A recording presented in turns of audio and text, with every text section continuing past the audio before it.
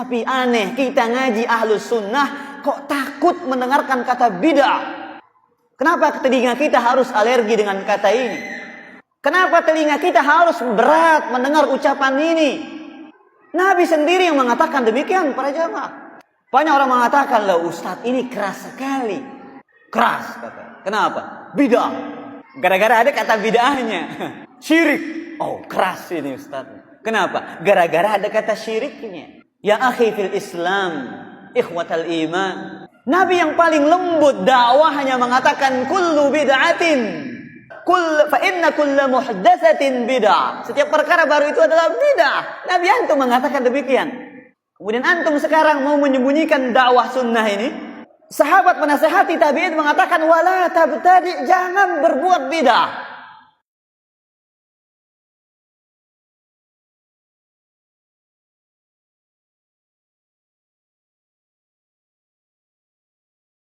Wattabi' al-amr al-awwal, ikuti perkara yang pertama. Perkara para sahabat dan Rasul sallallahu alaihi wasallam. Wala tabtadi', jangan sekali-kali mengerjakan bid'ah. Wasiat ini para jamaah, sahabat mewasiatkan kepada seorang tabi'in. Kemudian juga antum sering mendengar lafaz bid'ah. Wa iyyakum wa muhdatsatil umur.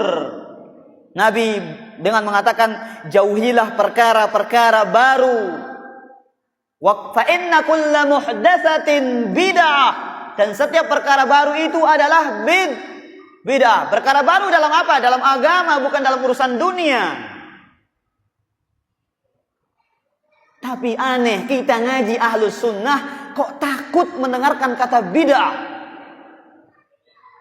Kenapa telinga kita harus alergi dengan kata ini? Kenapa telinga kita harus berat mendengar ucapan ini? Nabi sendiri yang mengatakan demikian para jamaah. Banyak orang mengatakan, "Lah Ustadz ini keras sekali."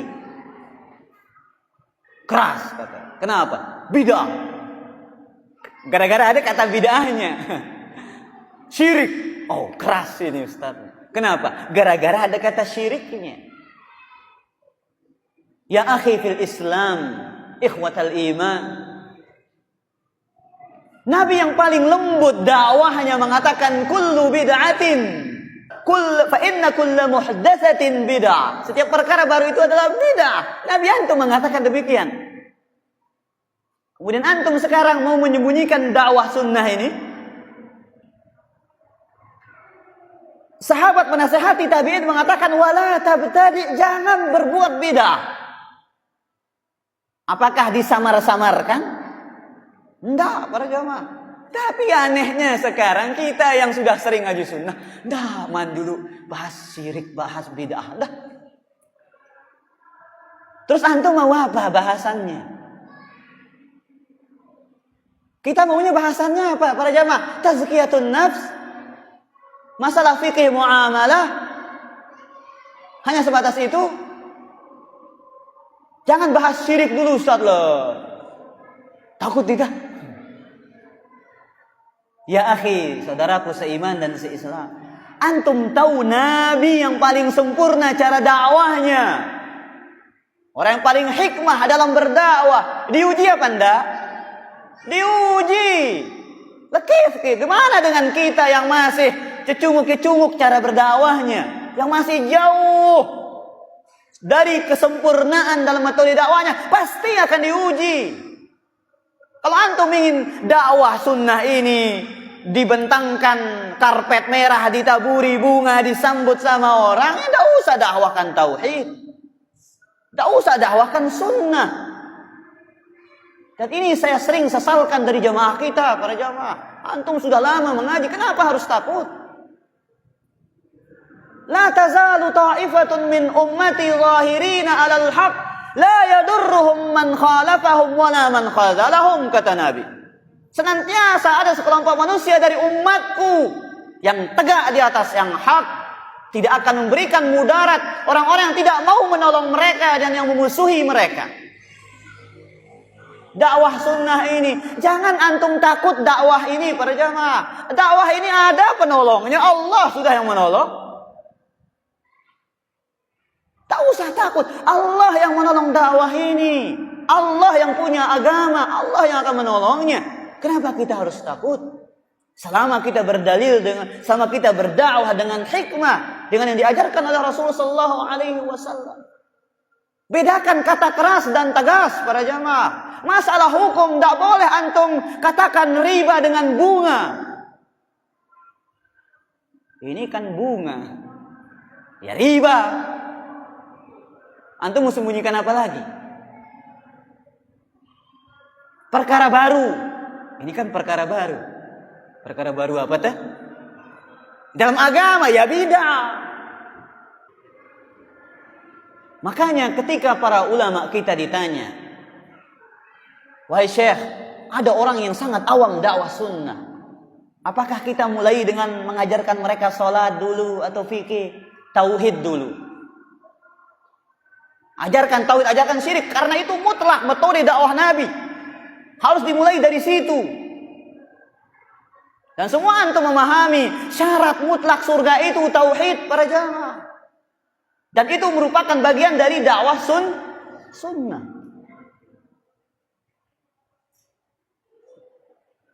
Kemudian para jemaah dimuliakan oleh Allah Subhanahu wa taala. Begitu juga masalah perkara bid'ah ini. Kenapa kita sering menyinggung masalah bid'ah? Karena inilah yang disebutkan dari para ulama salaf kita. Mereka gencar memerangi perkara bid'ah. Di samping mereka juga memerangi perkara-perkara dosa-dosa dan maksiat yang lainnya. Kenapa? Karena sudah antum sering mendengar al-bid'atu ahabbu ila iblisi minal ma'asiyah. Bid'ah itu lebih dicintai oleh iblis daripada maksiat. Kenapa? Karena mereka menganggap itu ibadah. Mereka menganggap itu sebuah pendekatan diri kepada Allah Subhanahu wa taala, padahal mereka tidak tahu itu adalah dosa. Penyelisihan terhadap petunjuk dan ajaran Rasulullah sallallahu alaihi wa alihi wasallam. Maka kaum muslimin yang dimuliakan oleh Allah, kira-kira apa yang membuat kita berat? Harus apa? Alergi dengan kata tauhid. Alergi dengan kata syirik, alergi dengan kata sunnah, alergi dengan kata bid'ah? Jawabannya ada pada diri antum sendiri, bukan sama saya. Kalau antum mencintai dakwah sunnah ini, maka jangan pernah antum alergi dengan ucapan tersebut. Karena itulah yang diucapkan oleh Nabi dan para sahabatnya. Bahkan sekarang akan kita bacakan wasiatnya Umar bin Abdul Aziz rahimahullahu ta'ala kepada temannya. Beliau mengatakan, amma ba'd fa inni usika bi taqwallah wal iqtisadi fi amrihi. Kumuwasiatkan kepada dirimu bertakwa kepada Allah dan mencukupkan diri di atas perkara Allah. Wattiba'i sunnati nabiyhi sallallahu alaihi wasallam, dan mencukupkan diri dengan mengikuti sunnah ajaran Rasul sallallahu alaihi wasallam. Lihat, dengar ini. Wa taraka ma ahdatsal muhditsuna ba'da ma jarat bihi sunnatuhu. Tinggalkan perkara-perkara baru yang dibuat oleh orang-orang yang membuat perkara baru, perkara bid'ah ini. Setelah jelas, setelah tegaknya sunnah Rasul sallallahu alaihi wasallam. Wa kufu mu'natahu fa 'alaika biluzumis sunnah fa innaka biiznillah ismatun. Cukupkan diri, cukupkan bekal kalian dengan sunnah Rasul sallallahu alaihi wasallam, dan hendaknya lah engkau berpegang teguh dengan sunnah, karena itulah yang akan menjaga dirimu. Tsumma lam, kemudian ketahuilah, annahu lam yabtadi'in nasu bid'atan illa qad mada qablaha ma huwa dalilun 'alaiha aw 'ibratun fiha. Ketahuilah, tidaklah seseorang manusia melakukan perkara baru, perkara bid'ah, kecuali telah lewat penjelasan tentangnya dan pelajaran tentang bid'ah itu. Artinya dia bukan ajaran yang tidak ada petunjuknya, ajaran yang tidak ada contohnya. Itu kata siapa? Umar bin Abdul Aziz. fa inna sunnata innama sannaha man qad alima fi khilafiha min al-khata'i waz-zalali wal humq wat ta'ammuq. Karena sesungguhnya sunnah diletakkan oleh orang yang mengetahui apa yang akan melawannya dari kesalahan, dari penyimpangan, dari kejahilan. Fardha li nafsika ma radiya bihil qaumu li anfusihim. Engkau harus ridha untuk dirimu sebagaimana para sahabat ridha dengan sunnah Nabi untuk diri mereka. Fa innahum ala ilmin waqafu. Mereka berhenti di atas ilmu, berdiri di atas ilmu. Wa bi basarin nafidin kaffu, dengan ilmu yang dalam, pandangan yang menembus. Mereka mencukupkan diri. Walahum ala kashfil umuri kanu aqwa. Dan mereka lebih hebat ilmunya, lebih kuat ilmunya. Wa bi fadlin ma kanu fihi aula. Dan segala keutamaan yang mereka miliki lebih utama daripada keutamaan siapapun. Fa in kana al-huda ma antum alaihi qad sabaqtumuhum ilaih.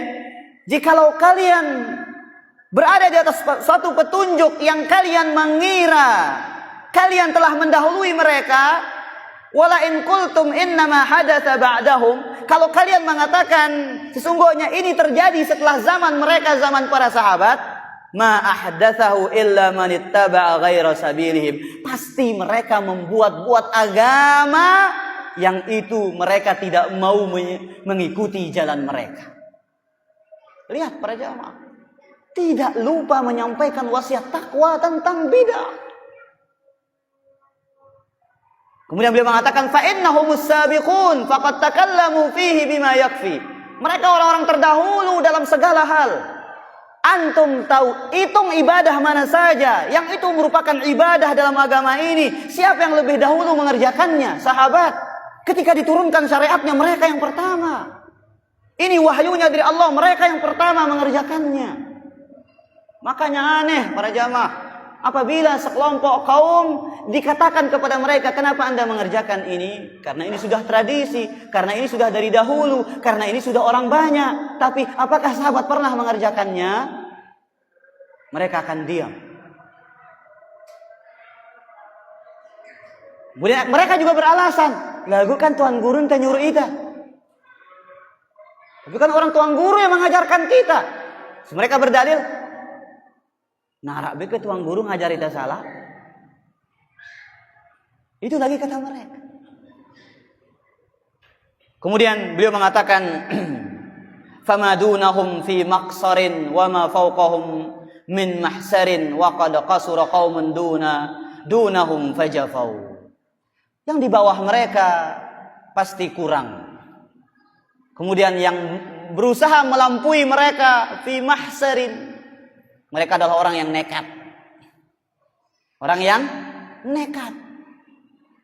Wa qad qasura qaumun dunahum fajafau. Orang yang berada di bawah mereka dunahum fajafau, maka mereka menjadi orang yang lembek.